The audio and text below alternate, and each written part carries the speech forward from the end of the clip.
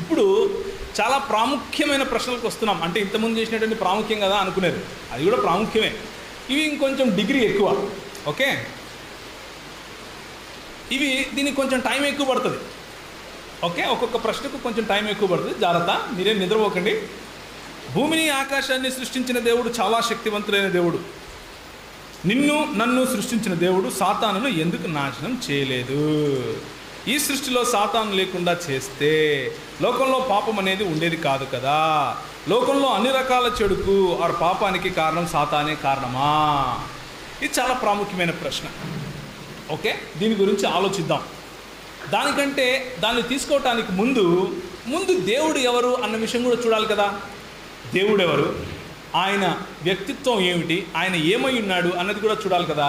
So ఇంతకంటే ప్రాముఖ్యమైన ప్రశ్న ఇంకొకటి ఉంది. అదేంటంటే, why should I believe in a religion?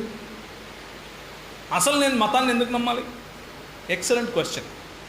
So let's spend some time here. Okay, I don't believe in a religion as well. నాకు మతం అంటే పరమ చిరాకు. ఈ మతం చెప్పేటోళ్ళు వస్తారు చూసారా, వాళ్ళంటే పరమ అసహ్యం నాకు. మామూలు అసహ్యం కాదు, పరమ అసహ్యం. ఎందుకు అసహ్యం అంటే, మతం అంటేనే అలాంటిది.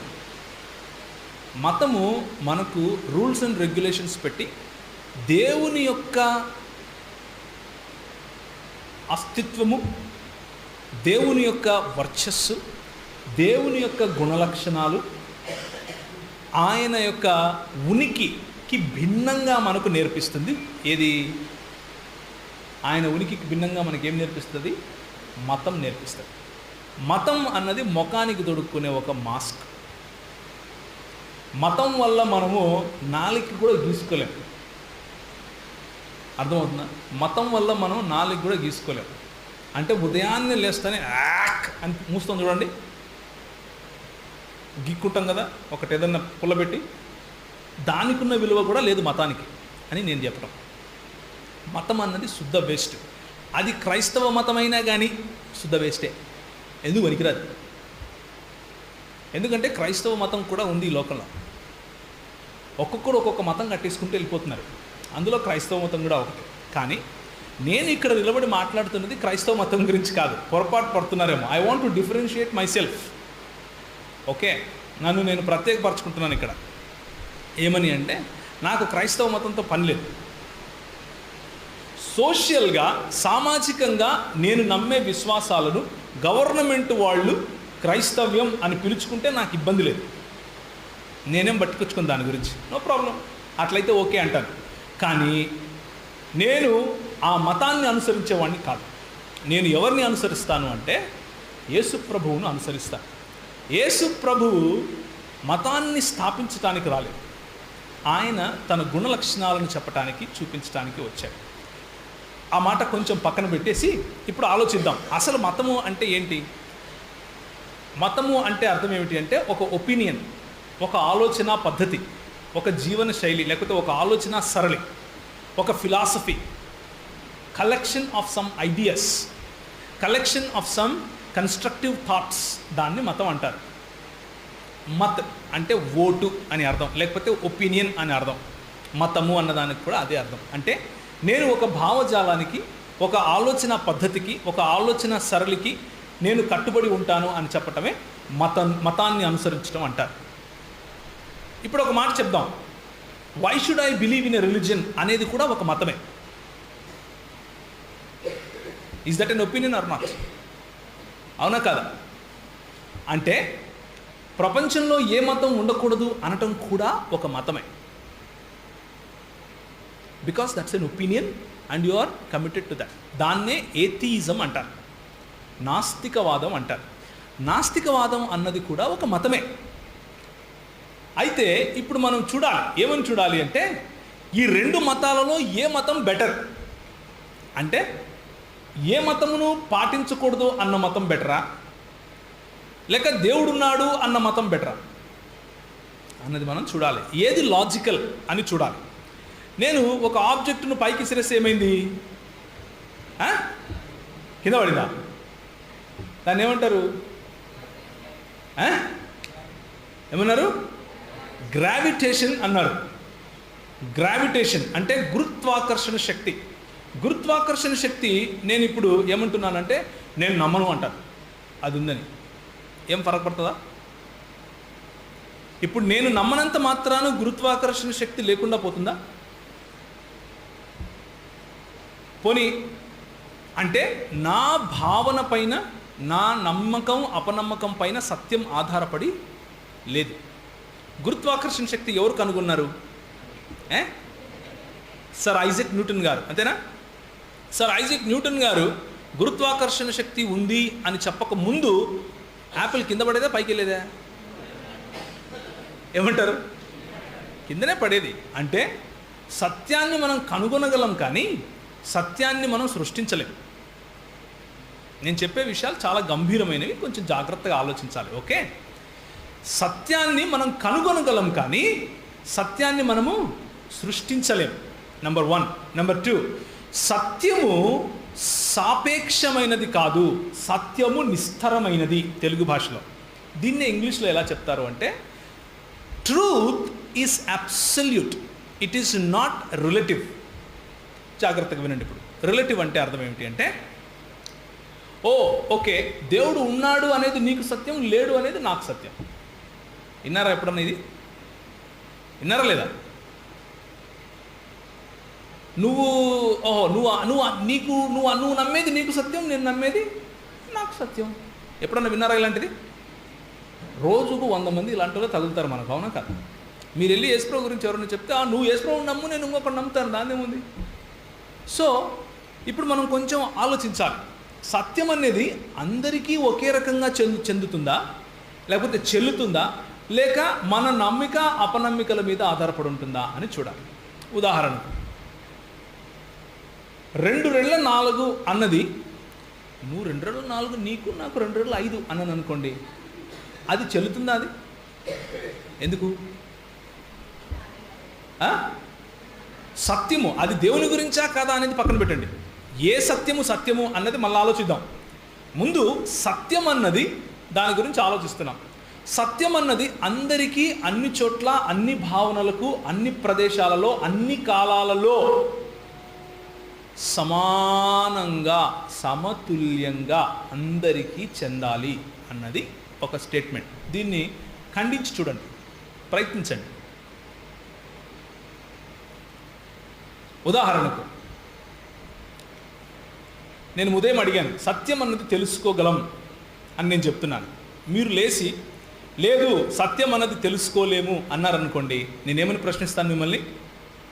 సత్యం అన్నది తెలుసుకోలేము అని చెప్తున్నావు కదా, ఆ మాట సత్యమేనా అని అడుగుతాను. అవునా? అది సత్యమే అని మీరంటే నేనేమంటాను? మరి సత్యం తెలుసుకున్నావుగా అంటాను. అవునా? నవ్వుతాను. అలాగే లేదు సత్యమును తెలుసుకోగలము అన్నది మీ సత్యం, సత్యం తెలుసుకోలేము అన్నది నా సత్యం అన్నాడు అనుకోండి, మళ్ళీ ఒక ప్రశ్న అడుగుతాను. ఏమని అడుగుతాను అని? తెలుసుకోగలడం నీ సత్యం అన్న సత్యం నీకు ఒక్కరికే చెందుతుందా, అందరికీ చెందుతుందా అని అడుగుతాను. అందరికీ అన్నాడు అనుకోండి, అప్పుడు ఏమవుతుంది? ఆయన ఏమని చెప్తున్నాడు? ఆయన చెప్పే ఆలోచన అందరూ పాటించాలంటున్నాడు. అవునా? So logically truth has to be absolute. Truth has to be absolute. It cannot be relative. అంటే నీకు ఒక సత్యం, నాకు ఒక సత్యం ఉండటానికి వీల్లేదు. 2 రెళ్ళ 6 ఎక్కడికి పోయినా, నువ్వు ఎక్కడికి పోయినా కానీ కాయిన్ వేస్తే కింద పడుతుంది. అంటే ఒక సమయము, ఒక పదార్థము, ఒక ప్రదేశము, ఈ మూడిటి యొక్క కాంబినేషన్లో ఒక సత్యము సత్యంగానే ఉంటుంది. దీనికి ఒక ఎగ్జాంపుల్ చెప్తాను. దీన్ని మూడు రకాలుగా దీన్ని కొంచెం టైం పడుతుందని చెప్పినా, okay? So don't look here and there. 3 రకాలుగా దీన్ని మనం అర్థం చేసుకోవచ్చు. మొదటిది the law of identity. The law of identity అంటే అర్థం ఏమిటంటే A is equal to A. ఎంతమందికి అర్థమైంది? A is equal to A అనేది అర్థమైందా లేదా? ఓకే. రెండోది the law of excluded middle. అంటే A is not equal to non A. ఎంతమందికి అర్థమైంది? అర్థమైంది కదా? ఈజీ, ఇవన్నీ చాలా ఈజీ కదా.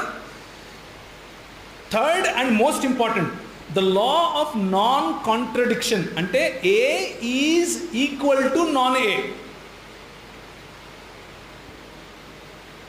మూడే ఉన్నాయి సత్యం తెలుసుకోవాలంటే, వేరే ఆప్షన్ లేదు. A is equal to A, A is not equal to non A. నేనేమంటున్నానంటే సత్యము ఈజ్ ఈక్వల్ టు సత్యము. సత్యము కానిది కాదు. సత్యము మరియు సత్యము కానిది రెండు ఒకటే సమయము, ఒకే పదార్థము, ఒకే ప్రదేశంలో రెండు ఒకటే కాదు అని చెప్తున్నాను.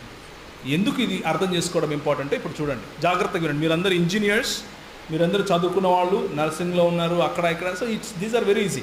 మీరు బజార్కి వెళ్ళారు, బజార్కి వెళ్ళి వంకాయ పట్టుకున్నారు. వంకాయ పట్టుకుని అయ్యా టమాటాలు ఎంతకిచ్చావు అన్నారు అనుకోండి, ఏమంటాడు?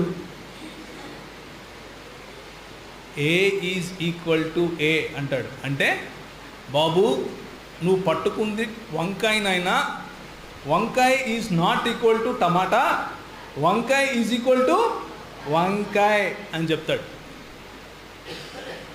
ఇప్పుడు ట్రూత్ ఈజ్ అబ్సల్యూటా లేకపోతే రిలేటివా? ఓ మీ ఊర్లో దీన్ని వంకాయ అంటారా, మేము దీన్ని టమాటా అంటాము అనొచ్చా? భాష ఆడుతున్నాం అక్కడ, కానీ ఆ పదార్థం మాత్రం వంకాయే. మళ్ళీ నేను వంకాయ పట్టుకుని అయ్యా ఈ వంకాయ టమాటానా అని అడిగామనుకోండి, ఏం చెప్తాడు? నీ మొహం అంటాడు. లాజికలీ కాంట్రడిక్టింగ్ స్టేట్మెంట్ అది. అంటే బాబు వంకాయ ఇది అయితే వంకాయ అన్నా అయి ఉండాలి, లేకపోతే టమాటా అన్న అయి ఉండాలి. వంకాయ మరియు టమాటా రెండు ఒకే సమయంలో ఒకే మీనింగ్లో రావు అని చెప్తాడు. నేను చెప్తాను ఉదాహరణకు. లాజికలీ కాంట్రడిక్టింగ్ స్టేట్మెంట్స్ అంటే ఇలా ఉంటాయి. స్క్వేర్ సర్కిల్స్ ఉంటాయి ఎక్కడన్నా? స్క్వేర్ సర్కిల్స్ ఏం సార్ వింటున్నారు అందరూ? ట్రై చేయండి. Can there be a thing called square circle? A circle by definition cannot be a square. అంటే చతురస్రాకారంలో ఉండే వృత్తం ఉంటుందా? ఉండదు. దాన్నే లాజికలీ కాంట్రడిక్టింగ్ స్టేట్మెంట్ అంటాం. ఉదాహరణకు నేను వచ్చి ఇక్కడ నిలబడ్డాను, ఓకే, పాస్టర్ గారు, ప్రవీణ్ గారు మీ భార్యను వచ్చి కూర్చోమనండి ఇక్కడ పాస్టర్మ గారిని అన్నారు అనుకోండి. నేను అయ్యో నాకు పెళ్లి కాలేదండి అన్నాను అనుకో, ఓ ఓకే అనుకుంటారు, ఓకే అనుకుంటారు. తర్వాత పాస్టర్మ గారు వచ్చి ప్రవీణ్ గారు ఎంతమంది పిల్లలండి మీకు అంటే 19 మంది అన్నాను అనుకోండి, నేనేం చేస్తున్నాను? I'm contradicting my own self. అర్థమైందా మీకు నేను చెప్పేది?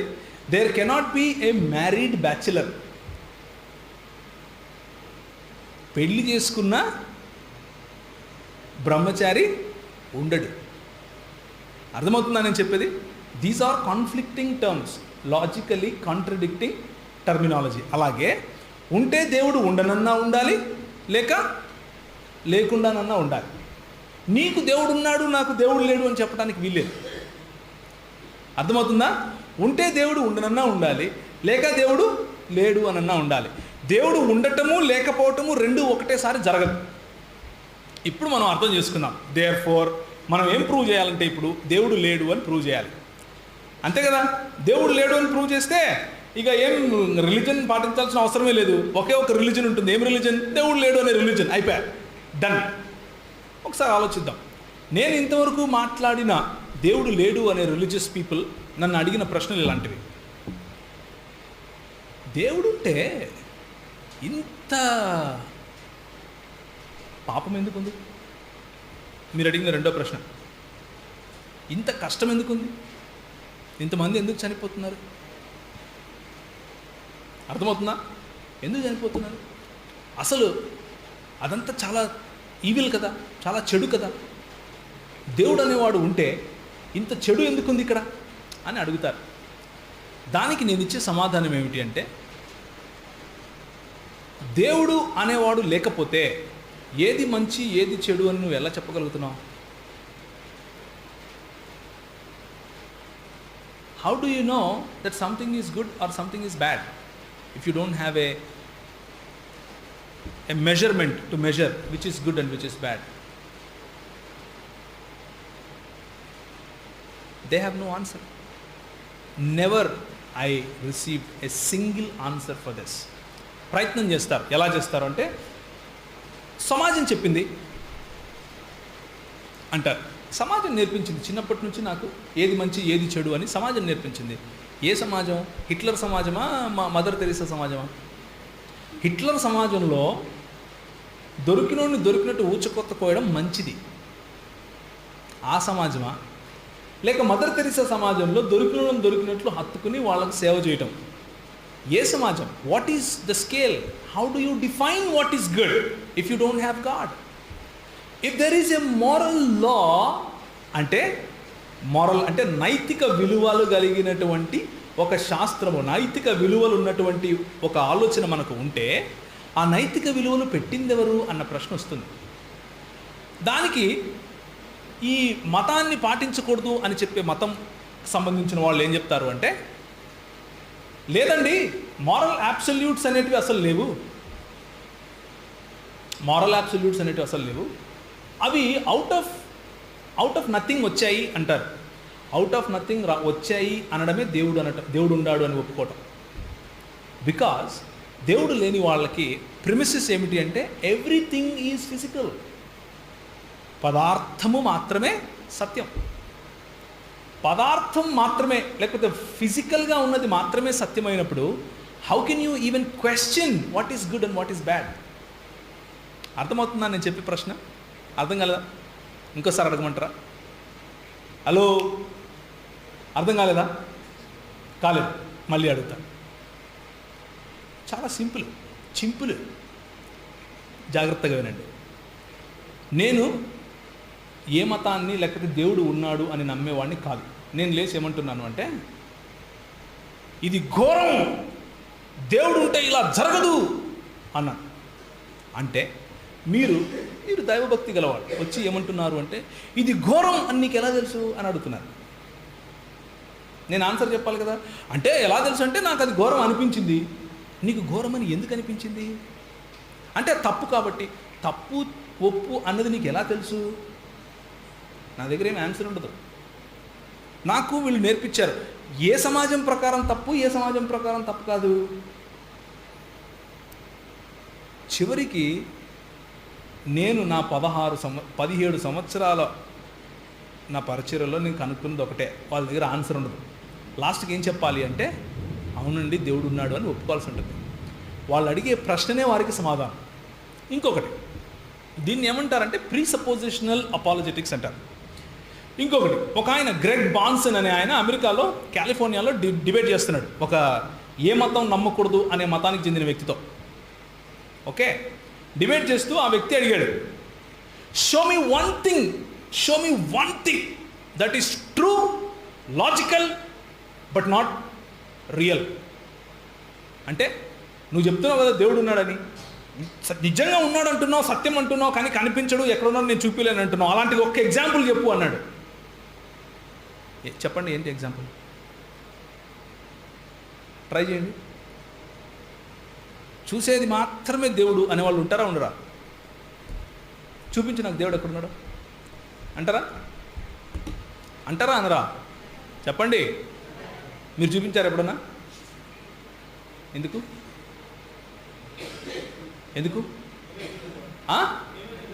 మీరే చూడలేదు కాబట్టి. ఓకే, దేవుడున్నాడు చూపించండి అని అడిగే ప్రశ్న వెనుకున్న ఆంతర్యం ఏమిటి అంటే, ఏదైనా సత్యం అనేది ఉంటే అది కనిపించి తీరాలి, లేకపోతే మన ఇంద్రియాలలోకి ఇమడగలగాలి.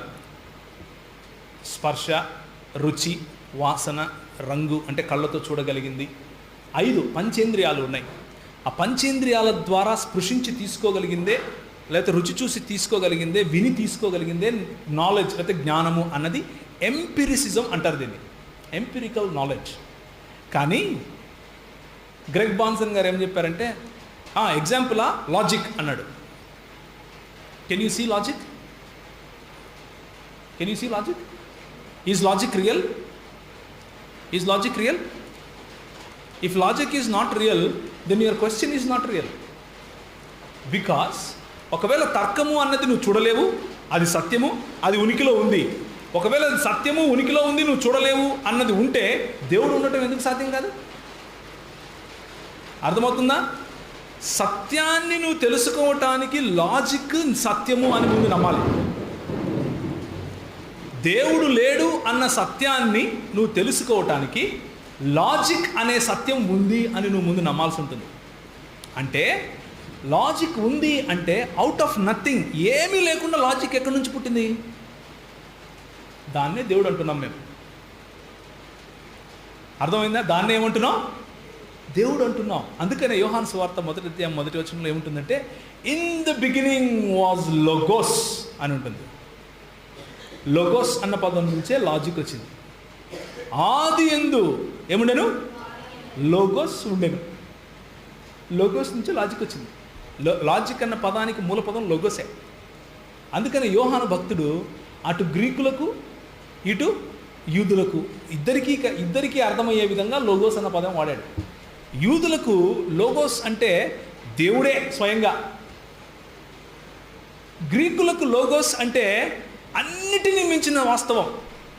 ఆ రెండింటినీ కలిసేటట్లుగా యోహాను భక్తుడు లోగోస్ అన్న పదం వాడాడు. కాబట్టి దెర్ ఈస్ నో వే, దేవుడు లేడు అని చెప్పటానికి ఇంపాసిబుల్.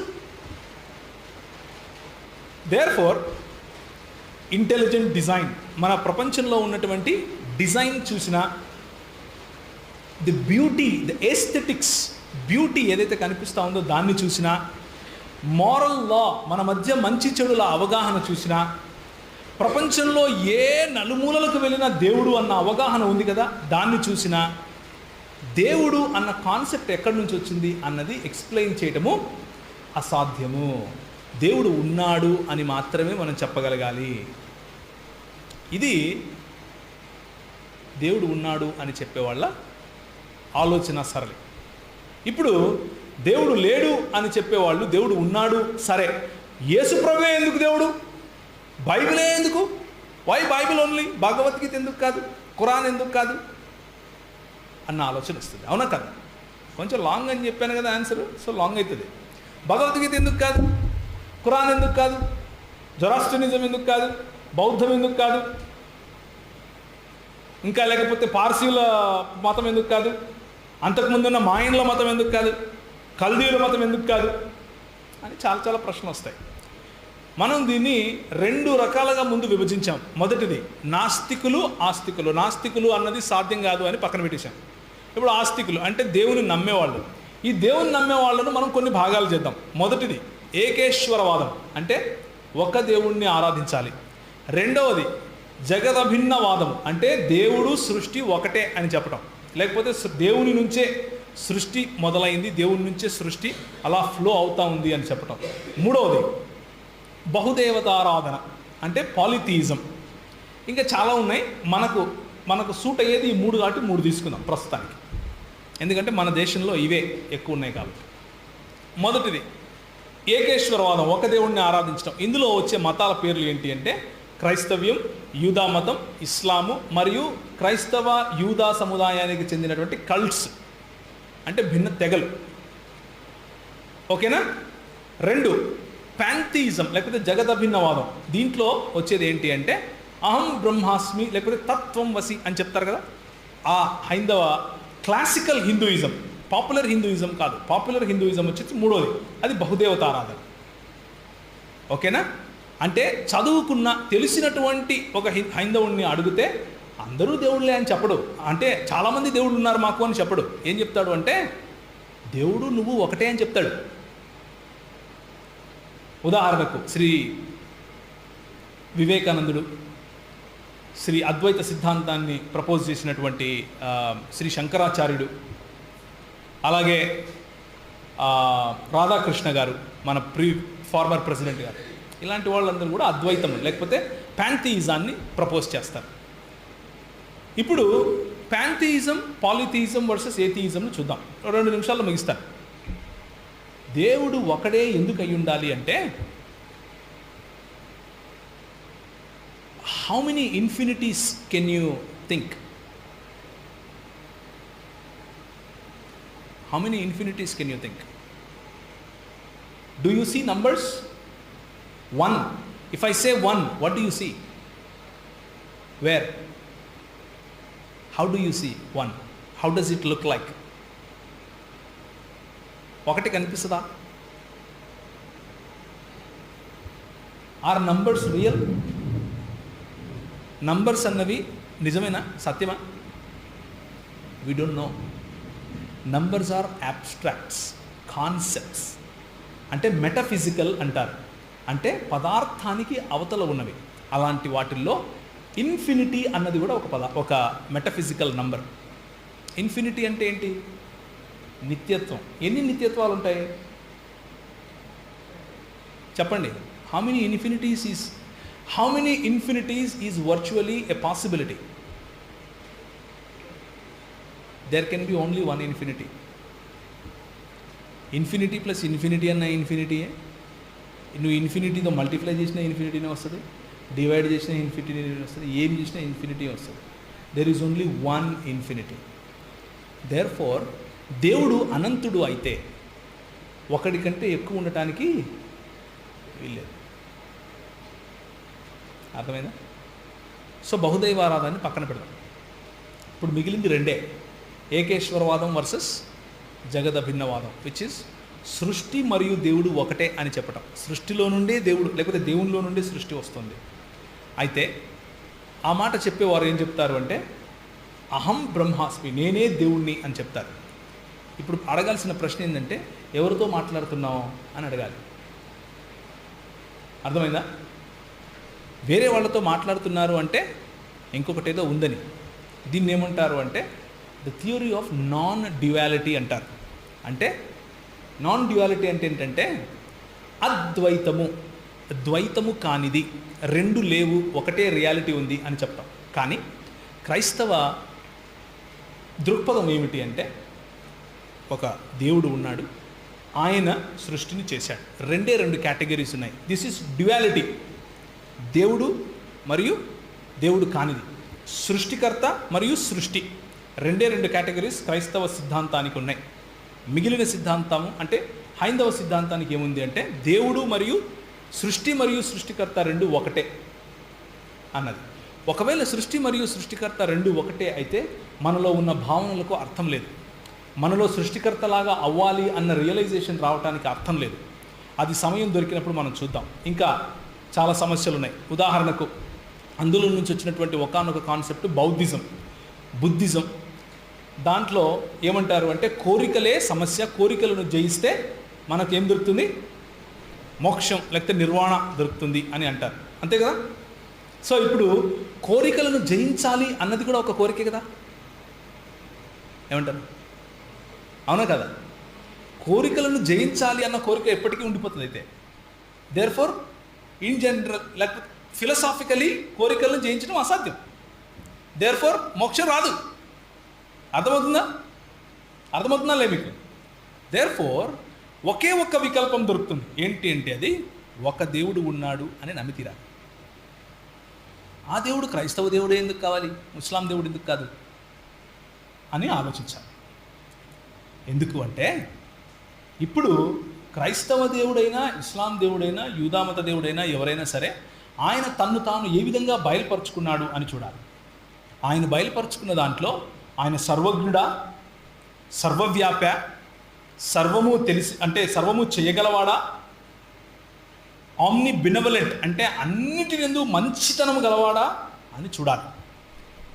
క్రైస్తవ దేవుడు తప్ప, క్రైస్తవ్యంలో బైబిల్లో చెప్పినది ఈ దేవుడు తప్ప, ఇస్లాంలో ఉన్న దేవుడు సర్వశక్తిమంతుడు కాదు, సర్వజ్ఞుడు కాదు, సర్వవ్యాపి కాదు, సర్వమును ప్రేమించేవాడు కూడా కాదు.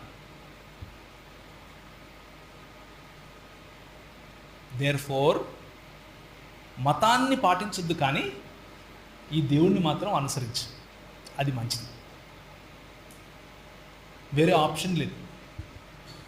There is only one option. Either you accept this God are reject this God. You reject this God and he is so loving. ఆయన ఎంత ప్రేమమయుడంటే నువ్వు రిజెక్ట్ చేసినా కానీ ఆయన పట్టించుకోడు నిన్ను.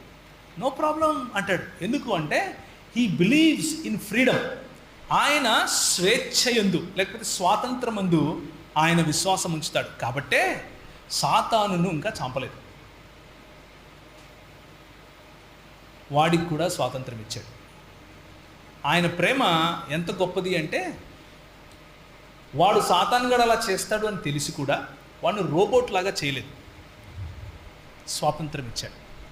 కాబట్టి ఈరోజు ఒకవేళ వాక్యం విని నీ మనసు కఠినపరుచుకున్నా, అయినా కానీ నేను ఈ దేవుడిని నమ్మను అని అనుకున్నా కానీ, ఈ దేవుడే నిజము అని 10 సార్లు చెప్పినా నువ్వు నమ్మకపోయినా కానీ, దేవుడు నీకు స్వాతంత్రం ఇస్తాడు. ఏ స్వాతంత్రం తెలుసా? ఆయన్ను త్రోసిపుచ్చే స్వాతంత్రం కూడా ఇస్తాడు. ఎందుకు అంటే ఆయన సార్వభౌమాధికారంలో కావాలనుకుంటే లాగి 2 కొట్టి నేను పట్టుకెళ్ళచ్చు, కానీ అలా చేయడు. ఎందుకు అంటే ఆయన గుణలక్షణం అలాంటిది.